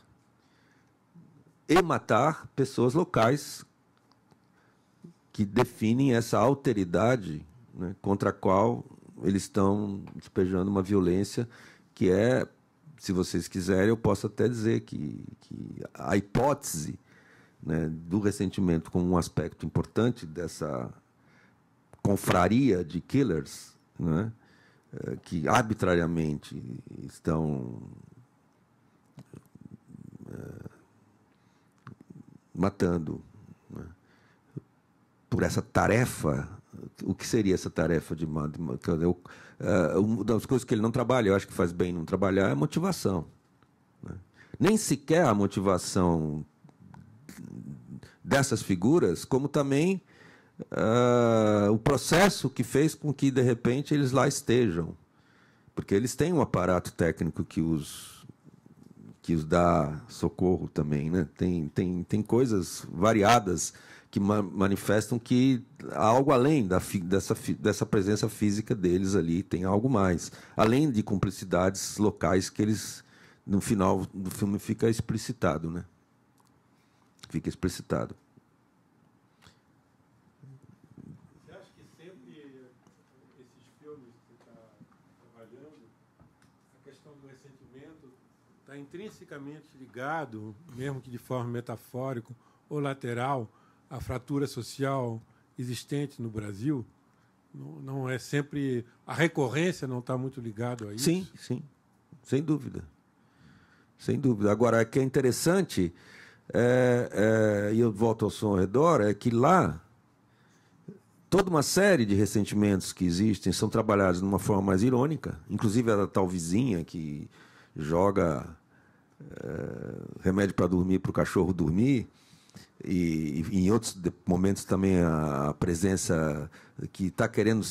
Ela é nitidamente alguém que está num momento de ascensão social, que ela tá ali, ela não está ainda naqueles grandes edifícios, ela está numa casa um pouco diferente. E ela tem uma série de momentos que você percebe que ela chega a ponto irônico dela estar... Os filhos dela recebem um professor de chinês particular, então, se preparando para o futuro, aquela coisa toda. Então, tem um lado de ironia. E tem, no caso, essa questão dessa fratura que está pressuposta, né, na maneira como se estruturam esses tempos que acabam se encontrando ali no apartamento do São Francisco, né, num sentido de tratar o ressentimento sem heroísmo. Não é? Porque não é um final que ele trabalhe para... Aí sim, não tem a ideia de que a plateia terá algum tipo de prazer ao ver aquele assassinato, porque inclusive não chega a vê-lo. Ele sai e vai para outra que está jogando as bombinhas com os filhos e o barulho das bombinhas se confunde com o tiro. Né? É uma coisa que acontece no nível daquilo que diz respeito a eles que estão naquele apartamento no momento específico em que tem essa ação. Em volta, né, é uma coisa que não tem ali efeito e ele também não está preocupado em tratar do que foi esse pós-morte do São Francisco, porque o que é importante para ele é trabalhar essa radical disparidade de situações e eu acho muito bem estruturado essa convivência, muito bem estruturado, né? Eu tenho uma questão, posso falar? Pensando nessa questão da vingança ainda, não teria uma diferença entre os 3 filmes? Porque você vê no Som ao Redor uma vingança individual, né? O segurança ali vingando o pai. No Aquários, você vê uma mulher rica tentando se vingar de uma nova burguesia que quer derrubar o edifício dela, né? E no Bacurau, você já vê uma comunidade toda se juntando para se vingar de um ataque externo e vingando, de certa forma, Marielle, Marisa Letícia, etc. Será que não tem essa Não, é que ali não é vingança, né? Ali você tem pessoas que estão sendo atacadas no Bacurau. Existe uma força que está assassinando as pessoas, entende? Então, existe uma ameaça. Então, eles se reúnem para se defender. E são bem-sucedidos. Né?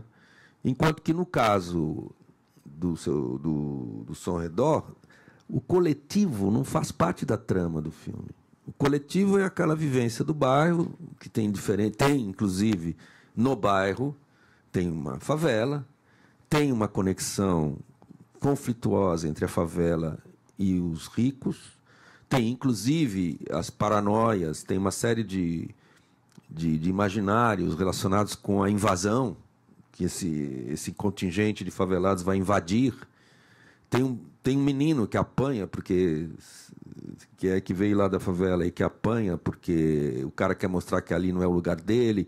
Tem toda uma disputa territorial, né, que tem um aspecto étnico muito forte, porque a maioria das pessoas que estão nesses pesadelos desses ricos que habitam esses edifícios são todos jovens, meninos e homens negros, né, que sempre são vistos como ameaça. Tem essa disputa territorial e tem a paranoia relacionada com esta figura do favelado, né?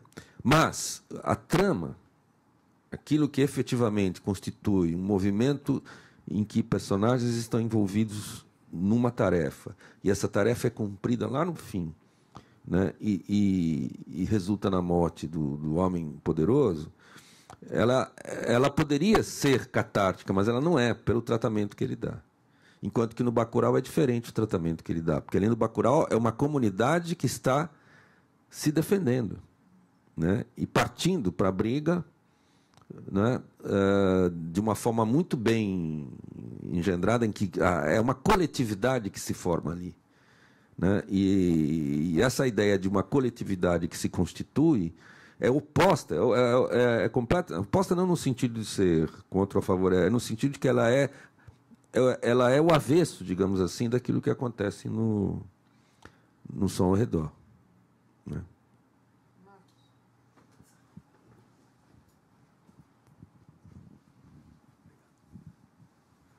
Bom, obrigado, Ismael, pela apresentação e tudo. Vou te pedir para fazer um exercício, se você achar que é o caso. Né? Nós temos uma versão desse conceito, uma versão tupiniquim do conceito de ressentimento, né? Chama cordialidade. E eu fiquei pensando, se você substituir ressentimento por cordialidade, o que dá? Não, aí você pegar no sentido do Sérgio Buarque, que a cordialidade não é a generosidade, mas é a violência, é aquilo que é definido pelas disposições pessoais, né, do poder, de um homem de poder, etc. Eu acho que faz parte, porque a ideia do processo que envolve, né, o coração, em todas as direções que você quiser, né, o aspecto da afetividade, seja da afetividade que gera o sentimento que gera violência, seja o sentimento que gera outros tipos de ação, né? Quer dizer, o ressentimento é um dos aspectos dessa noção de cordialidade que você está dizendo. Eu estava tentando pensar na critério de seleção dos teus filmes. Nenhum deles, a lei está estabelecida. Então, você insistiu na coisa do pai, etc., mas também no sentido jurídico. Quer dizer, que é uma coisa que é super importante para o Sérgio Buarque. Né? Todos os filmes que você escolheu, a lei está ausente. Está ausente, né? Exatamente. Então, e por isso tem essa coisa fluida também do rural e do urbano, exato, etc. Não, até, digamos, o Estado Nacional não tem jurisdição ali. Inclusive, na própria tática usada pelo Clodoaldo e a turma, eles estão ali cumprindo algo que é gerado pelo vazio de um sistema de segurança que deveria estar sendo presença do Estado ali, né? Uma das presenças. Assim como na favela é a ausência do Estado também, né? A polícia, quando está, enfim, é aquilo que a gente sabe, inclusive com milícias e tudo. Todo esse jogo de territórios que estão submetidos a uma lei própria, que não é supostamente a lei nacional, o Estado Nacional, essa figura do ressentimento tem presença mais nítida e mais efetiva, vamos dizer, né? Aqui eu tenho a impressão de que o ressentimento pressupõe a lei. Mas a lei, você está falando no sentido psicanalítico, a lei do pai. Em todos os sentidos. No sentido de formalização. Né? Para você ter o ressentimento, você precisa ter uma formalização da relação de dominação, minimamente. Né? Então, mas tem um detalhe no ressentimento, que é o fato de que essa lei, não é, ela não necessariamente é escrita. Porque, por exemplo, aqueles conflitos no Cidade de Deus entre os meninos, eles têm uma lei, que é a lei da vingança. Justamente porque não tem a figura digamos assim, de uma lei que é aquela instituída juridicamente, é que essas outras leis assumem essa efetividade tão nítida, né? Porque quando você trabalha com aquelas situações de grandes propriedades no campo, né? Você tem um esquema patriarcal, você tem uma lei ali, mas é a lei do patriarca, né? Então, isso que eu digo, da mesma forma, ali quando eu digo que ele transforma em engenho, é porque o São Francisco é uma espécie de patriarca, digamos assim, que está, né, fazendo o papel papel do Estado, né? Mas não é lei escrita, né? Mas tem a lei. Tem a figura do poder, né? Bom, não sei se concorda você.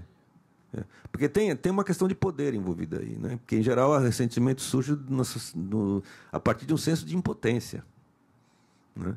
A partir de um senso de você estar sendo atingido, ofendido, injustiçado, esquecido. Tem várias maneiras dessa impotência se dar. E é a partir dessa situação de fraqueza que você gera um tipo de envenenamento, como diz lá o Scherer, né? Autoenvenenamento, em que você fica preso ao passado, né? Quer dizer, a vingança é uma forma de estar preso ao passado, né?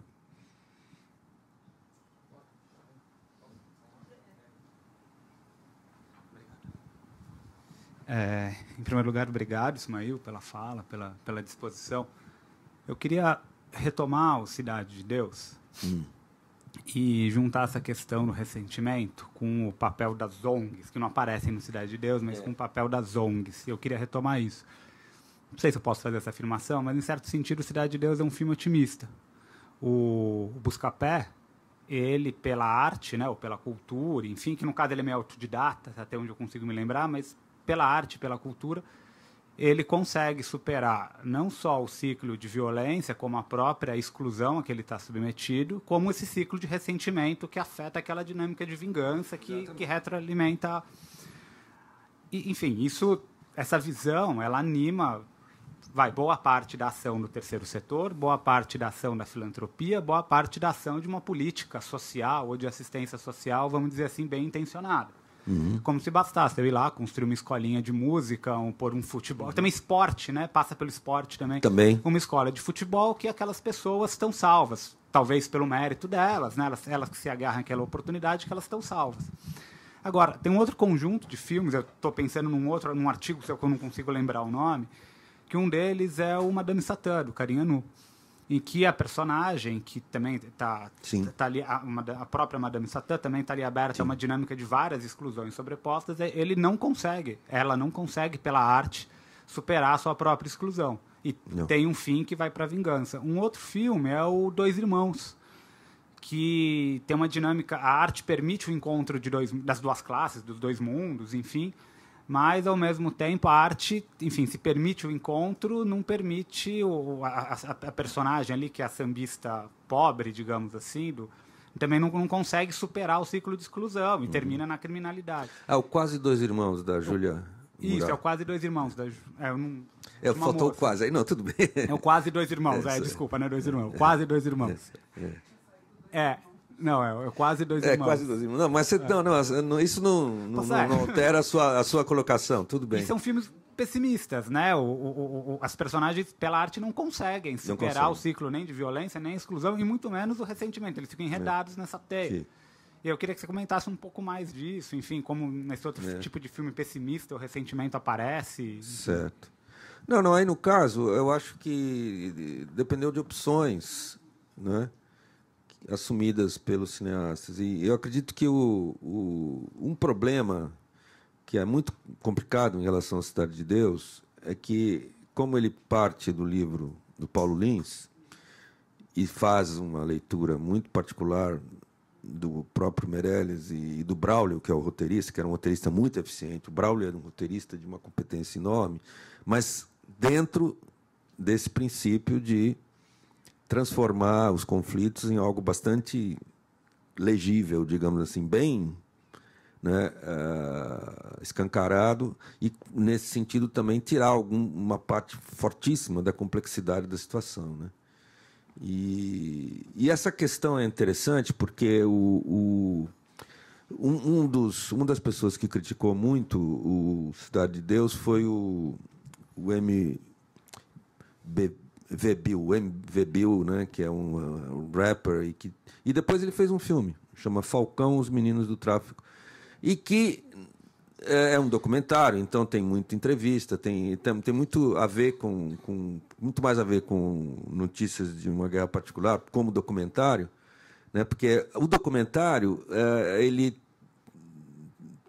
esses pelo menos que foram feitos, eles conseguiram chegar mais perto né, através desse mote da entrevista e do contato com as comunidades, digamos assim, eles conseguiram chegar mais perto. O outro também que chegou muito mais perto do que eu chamei o segundo lado do triângulo aí do poder, que é o polícia, traficantes e a população, os documentários chegando muito mais perto da população. Inclusive, eu tenho um texto que fala o Eduardo Coutinho na contramão do ressentimento, que é quando ele faz o Santo Forte, né? Depois ele fez mais um outro documentário com o pessoal da favela, e aí você vê outro tipo de postura, outro tipo de experiência, outro tipo de sociabilidade aparecer. Enquanto que lá no Cidade de Deus o que aparece é a guerra. O resto fica fora da vista, digamos. E no caso dos filmes do Padilha também. No primeiro ficou muito, de novo, a questão da guerra fundamental, né? Então, também tem um filme chamado Sonhos Roubados, da Sandra Werneck, que é sobre jovens mulheres da favela. E tem o 5 Vezes Favela, Agora por Nós Mesmos, que é o Carlos Diegues, que participou do 5 Vezes Favela lá em 62, que foi um filme do pessoal do Cinema Novo, né? Ele faz a produção, né? E os episódios são dirigidos pelos próprios favelados, e aí é outra história que se conta com outra ótica. E aí esse lado que não aparece nesses filmes em que a questão da violência predomina, ele aparece nos documentários, ou aparece nesse caso, que não é documentário, mas é um filme com 5 diretores do próprio mundo da favela, né? E tem, inclusive, uma coisa muito curiosa. Você tem um deles que tem uma correspondência e uma diferença muito sintomática em relação ao 5 Vezes Favela lá de 62, porque o episódio do Leon Richman, no 5 Vezes Favela, em 62, é sobre a pedreira de São Diogo, que é uma pedreira que está, né, estão lá cavocando e estão ameaçando o pessoal que vive no morro, né, que começa a desmoronar, etc.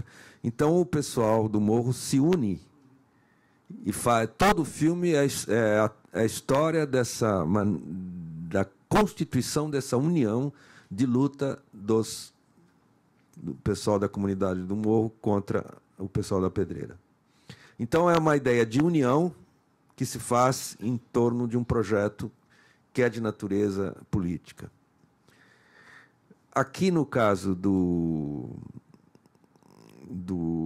5 Vezes Favela, Agora por Nós Mesmos, você tem o último episódio, também um episódio de uma união de todos que fazem um grande esforço para viabilizar algo que lhes interessa muito, que é fazer um grande dia de Natal. Então, você vai ter todo um esforço para iluminar, porque tem uma hora que tem aquele negócio das ligações, né, clandestinas, tal, da eletricidade, então fica sem luz e eles têm que fazer um grande esforço da comunidade toda para viabilizar que não estrague, né, o Natal. Então, você veja a mudança de tom. Lá, 62, militância, pessoal do CPC, da UNE, todo mundo pensando só politicamente, o que interessava na ideia de união era a luta política. E agora, nesse filme, feito por eles mesmos, né, o que interessa é fazer um filme que coroa os 5 Vezes Favela, Agora por Nós Mesmos, com a união em torno de uma festa de Natal. Eu acho bem interessante essas duas maneiras de aparecer, né, um agenciamento de pessoas para fazer um filme em episódios, no caso, né. É claro que teria outras coisas para dizer a respeito desse último 5 Vezes Favela, mas aí eu mesmo, inclusive, já tenho os episódios que eu não tenho tanta memória como esse, né. Mas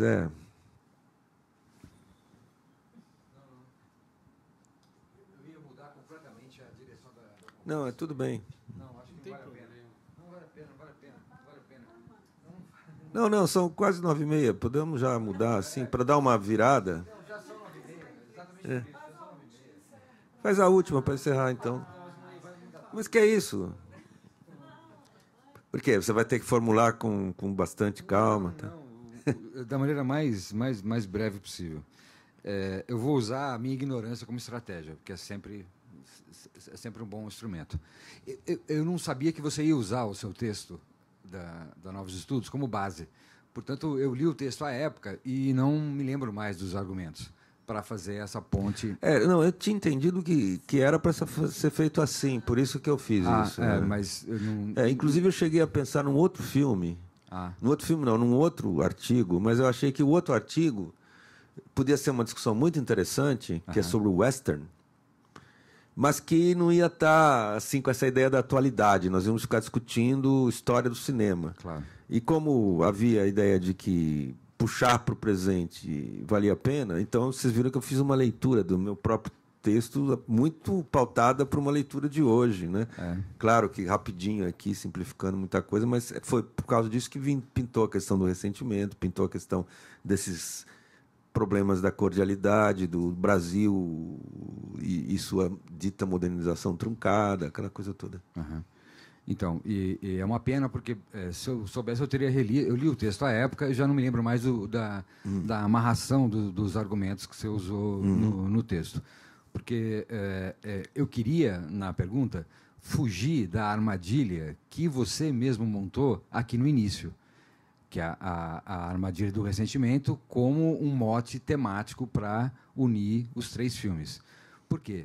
Porque quando eu penso nos três filmes que estão mencionados... Não, tem um detalhe, não é para unir os três filmes, não. Então. Porque o que tem é a resposta a esta... Porque esse filme foi feito no momento, né? Foi feito em 2004, o último deles, que é o primeiro foi feito... Peraí, deixa eu ver as datas aqui, desculpa, eu já pego aqui as datas. Acho que não valia... São todos filmes entre 2002, 2003 e 2004. Então, eles são uma resposta, eles não são aqueles que trouxeram a questão do ressentimento à tona, mas são filmes que lidaram com a questão de maneira diferente, cada qual ao seu modo. E aí surgiram personagens pragmáticos. Perfeito. Por isso que chama pragmatismo e ressentimento. Porque, na verdade, o Buscapé é o pragmático, o André é o pragmático e o Célio, o Redentor, também é o pragmático. Certo. Porque quando eu... Agora, sem me lembrar dos argumentos, eu olho para esses três filmes que você escolheu e eu não consigo encontrar nada que os una. A não ser que a questão seja pelo viés do ressentimento, se a gente cair na armadilha que você propôs, de tentar buscar elementos que os unam. Porque, por exemplo, estou pensando, Cidade de Deus, que linguagem a gente está vendo ali, né? A gente está vendo a linguagem de um sujeito que veio da publicidade, que é uma espécie de o nosso Ridley Scott, que deu certo aqui, né? E que põe aquilo em cena do modo que a gente vê ao longo do filme. O segundo filme, o do Jorge Furtado, é um sujeito que veio da TV, consegue dar um passo além e faz um filme que, para mim, é incomparável em relação aos outros dois. Bem melhor que os outros. Ele é infinito. Talvez, assim, se eu pudesse arriscar um palpite, é dos melhores filmes brasileiros das últimas décadas, né? E é um cara que tem a formação visual vinda da TV. O Furtado. No entanto, faz um filme que é cinematográfico. E o terceiro caso, do Cláudio Torres... é grotesco. Eu sei de onde ele veio, mas eu não quero saber para onde ele foi. Assim, acho que não é o caso da gente se ocupar aqui. Então, a gente está falando de três filmes cujas linguagens são absolutamente díspares. Assim.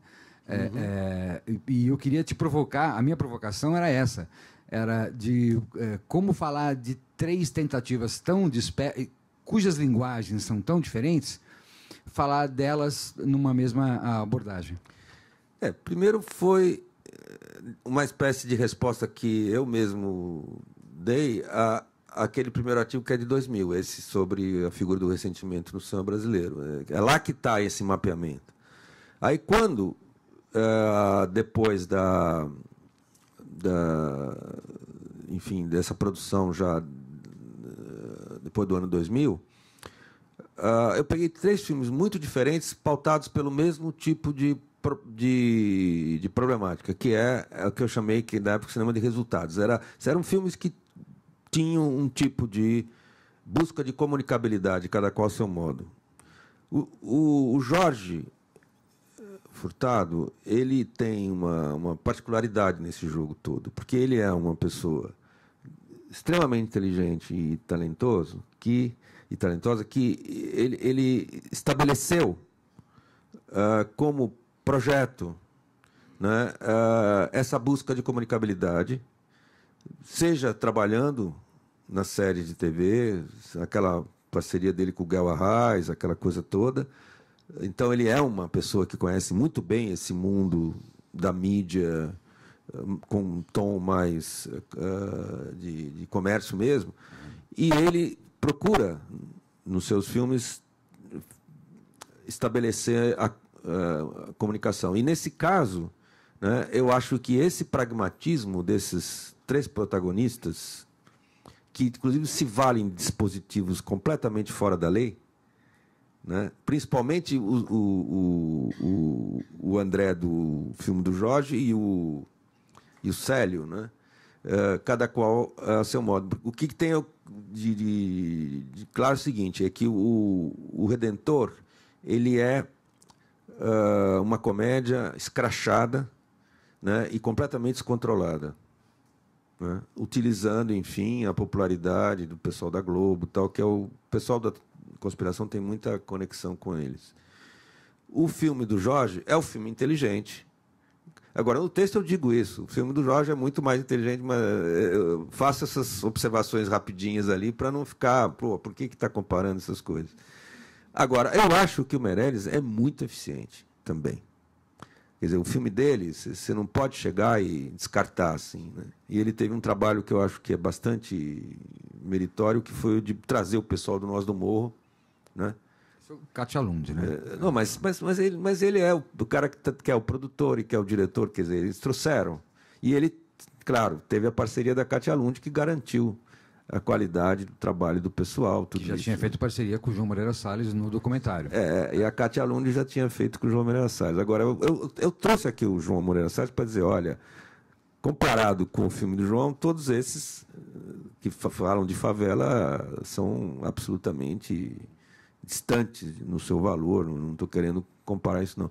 Agora, tem uma forma de estar falando o seguinte, filmes que estão procurando, né, um contato maior com o público, né, e que tem a marca de grupos muito bem marcados, a marca do Padilha, a turma dele, a marca do Meirelles e a turma dele, e a marca do Jorge lá no Sul. Um Jorge que pertence a um segmento do cinema brasileiro contemporâneo, que, curiosamente, é aquele segmento que menos diálogo, né, tem com a tradição do cinema brasileiro. O pessoal da Casa de Cinema. A Casa de Cinema, ele, a Ana Azevedo, o Giba Assis Brasil, são ótimos. Né? É um núcleo muito forte que tem essa particularidade de não ter diálogo mais nítido na postura de trabalho e tudo com a tradição do cinema moderno, entendido aí o cinema novo, toda aquela turma do eixo São Paulo-Rio, e mais particularmente do Rio. Né? Inclusive, o Jorge é um amigo, coisa que ele mais brinca comigo é isso. Ele fala assim, para mim, o melhor filme dos anos 60 não é Deus, o Diabo, não é Terra em Transe. O melhor filme dos anos 60 é um filme do Domingos de Oliveira, Todas as Mulheres do Mundo. Né? Ele fala isso, ele sabe, ele está jogando lá em cima, porque ele tem mesmo essa postura pragmática, no sentido forte. Por isso que ele entrou aqui, por causa desse aspecto do pragmatismo. Não é? Agora, mas o restante da carreira dele não acompanha esse ápice que foi o homem que copiava. A gente acompanha depois do Jorge Furtado de decepção atrás de decepção, em busca daquilo que ele tinha feito antes. Né? Você tem razão. E quando ele chegou naquele... Como é que chama? Aquele... Não lembro o negócio da água. Saneamento básico. Saneamento básico finalmente não deu muito certo.